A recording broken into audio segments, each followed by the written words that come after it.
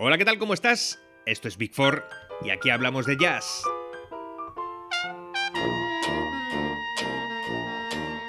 Hoy vamos a hablar de otro genio de los inicios de esta música, compositor, pianista y sobre todo un businessman, un visionario del negocio de la música, un músico emprendedor que fue responsable de muchas de las mejores grabaciones de la historia del jazz, un tipo clave que acogió en sus bandas a los mejores músicos de su generación.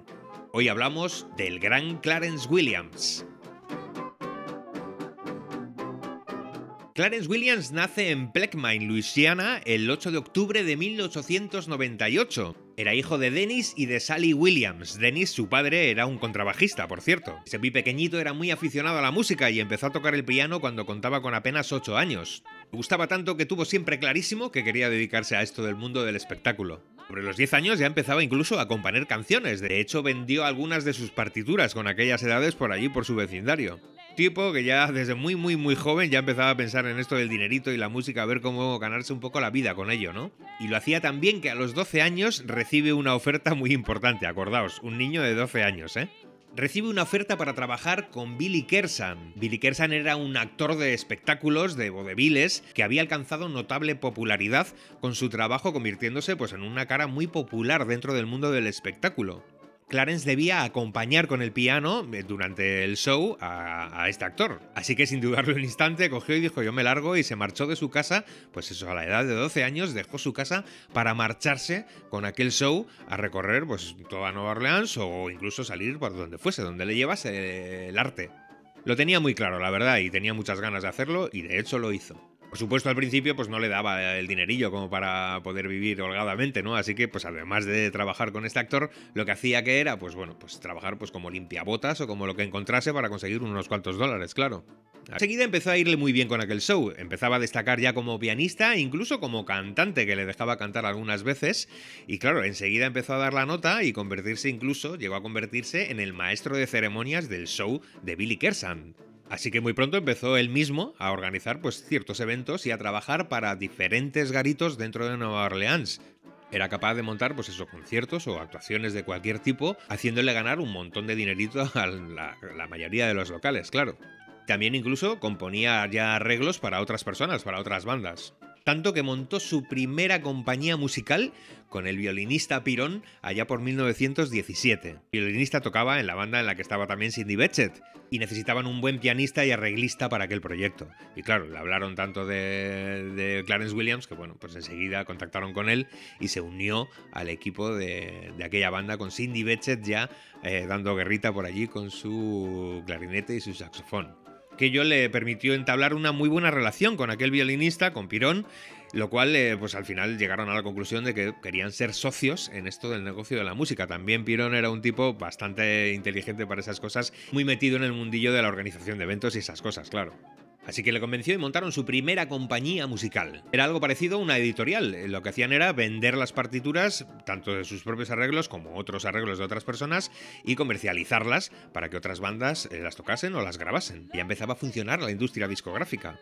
Y ya probó el sabor del dinerito y dijo, uy, aquí hay negociete, yo no me lo pienso, ya sabemos lo que pasaba allí a finales de la segunda década del 1900, que bueno, prohibieron todo lo que tenía que ver con los garitos chungos, entre comillas, de Storyville, los cerraron todos los prostíbulos y los locales, y claro, casi todos los músicos emigraron hacia el norte. Bueno, pues también Clarence Williams, como no se lo pensó dos veces y dijo, allí está el negocio, yo me marcho para allá, me voy para Chicago. Allí seguía ejerciendo, además de como promotor de conciertos o de eventos, pues también hacía pues, de arreglista para otras bandas, tocaba como pianista también para otra gente y además montó una tienda de música allí en Chicago.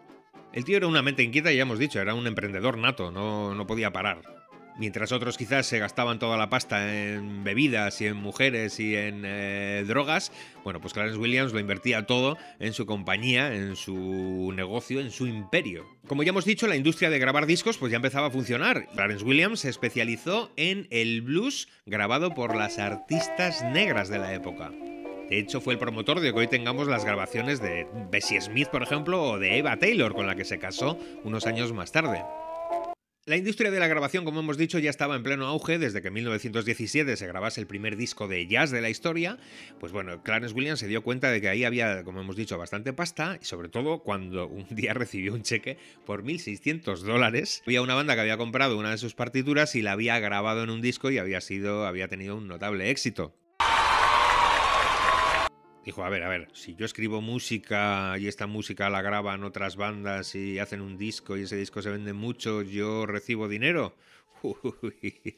Uy. Clarence Williams, que era súper listo y tenía mucha visión, pues no hizo como otros músicos, como cuando hablábamos, por ejemplo, de Joe Oliver, que se quería quedar en Chicago porque pensaba que ahí es donde se iba a mover todo el mundo del jazz.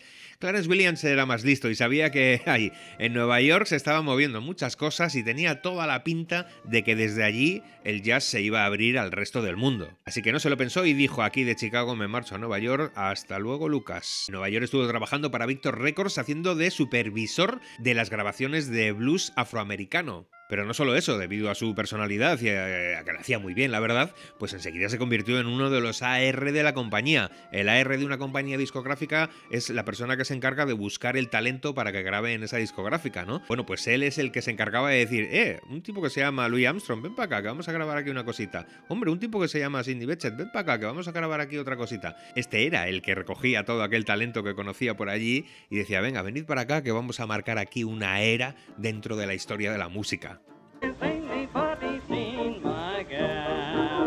Así que trabajó durante un tiempo para algunas compañías allí en Nueva York. Al mismo tiempo acompañaba con el piano a las grandes damas del blues. Junto a Bessie Smith, con la que trabajó haciéndole canciones y tocando en sus shows, pues también le repercutió cierta fama, ¿no? A Clarence Williams, pues como pianista, como cantante, ¿no? Tenía, además de la fama de un gran hacedor de proyectos, de cosas, ¿no? Pues además como músico, pues tenía también cierto prestigio. Era un músico extraordinario, que ya decimos que tocaba desde los 8 años y componía desde los 10 o los 12, o sea que, cuidado, era un tipo que musicalmente era un top.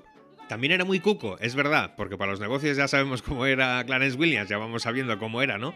De hecho, se cuenta incluso que Bessie Smith, cuando empezó a grabar sus discos, pues lo que hizo Clarence Williams fue hacer de manager sin que Bessie Smith lo supiese. Pero claro, haciendo de manager se quedaba con la mitad de la pasta que le iban a pagar a Bessie Smith. Y claro, estuvo un tiempo así sin que Bessie Smith supiese que este tipo, Clarence Williams, su compañero tocando el piano, estaba actuando a sus espaldas como manager. Pero en fin, era Clarence Williams. Así, Williams Music Company se convirtió enseguida en un referente a la hora de hablar de la industria de la música. Funcionaba como editorial, como discográfica, como distribuidora, pues bueno, ya era una empresa muy importante dentro de aquel mundillo.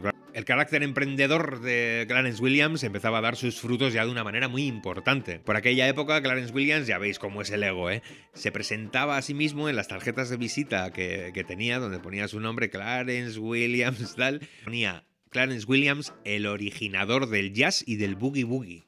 Pero bueno, como músico y director de orquesta, también montó bastante jaleo, montó algunas de las bandas más importantes de las que tenemos constancia en los inicios de la música jazz. En 1924, bueno, sus bandas eran lo más cool que había en Nueva York. Montó una de las bandas más icónicas que han existido, montó sus Blue Five. ¿Recuerdas? En el episodio de Joaquin Oliver hablamos de que Louis Armstrong dejó la banda de Oliver pues para lanzar su carrera en solitario, pero antes pasó por otro sitio, pasó por una banda intermedia. ¿Qué banda era esa? Era la banda de Clarence Williams. Clarence Williams juntó a dos figuras que marcaron el devenir de la música jazz. Por una parte, como hemos dicho, fichó a Louis Armstrong y por otra parte, le dijo a Sidney Bechet, vente para acá que la vamos a liar pardísima. Y entre las ideas de Clarence Williams de cómo se montaba una banda, de cómo se montaba un proyecto, y las dos cabezas pensantes de aquel proyecto que eran Louis Armstrong y Sidney Bechet, bueno, pues marcaron una época, marcaron un hito a la hora de cómo iba a funcionar, cómo iba a hacerse el jazz, el nuevo jazz. Grabaron Cake Walking Babies from Home, utilizando espacios para que cada uno de los músicos tuviese su momento a la hora de hacer solos durante la canción. Digamos que impusieron, que sentaron las bases de cómo se iba a hacer el jazz a partir de aquel momento. Cada cada músico podía aprovechar todos aquellos breaks para poder dar pues lo que le viniese en gana, para poder improvisar como mejor pudiese o como mejor supiese. Aquello derivó enseguida en una nueva forma de hacer aquella música, en la cual se basó pocos años después lo que ya empezaba a sonar como en las bandas un poco más grandes y que tendían a irse un poco más hacia la música swing.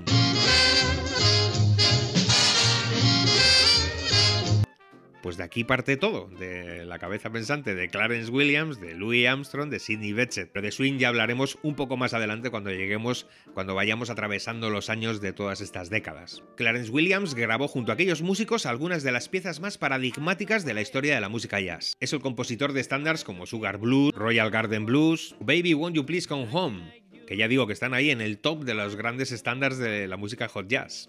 Y así estuvo el señor Clarence Williams haciendo ese trabajo un montón de años, grabando él mismo con otros artistas y para él mismo con sus propios proyectos y haciendo sobre todo que otros grabasen y dejasen pues aquella huella, ¿no? Que nos dejasen todo aquel legado que podemos disfrutar hoy en día. Williams era un auténtico perfeccionista y era un poco friki para esas cosas, ¿no? Si no le gustaba algo, la verdad es que lo repetía y lo repetía y lo repetía.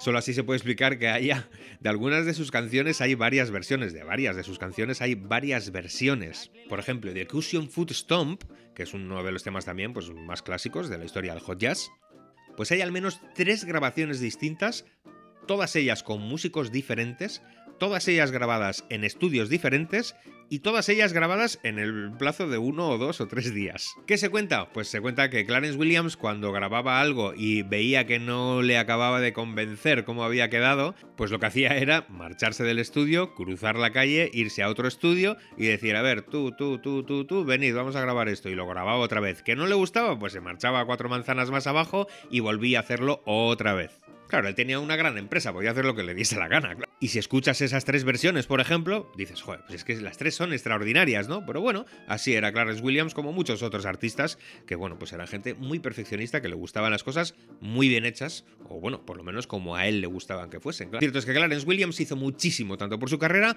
como por la carrera de los demás dentro de la música jazz, sobre todo en aquellos inicios. Su última actuación como músico fue en 1941, pues hombre, casi despidiendo una carrera pues realmente exitosa, ya decimos, no solo como businessman, como hombre de negocios, sino como músico prestigioso de jazz, como pianista muy importante de la música jazz. Así que se despidió de su carrera musical, de su carrera como intérprete, pero oye, sus negocios no los dejó, ¿eh? De hecho, en 1943 vendió un catálogo de más de 2.000 canciones a Decca, a una discográfica, por la cual le pagaron $50.000. Así que dijo, voy a vigilar mi negocio más o menos, pero yo me voy a centrar aquí en mi tiendita de musiquita y aquí, pues que eso, como un jubiladete que vela por su patrimonio, pero vamos, tampoco meterse en jaleos.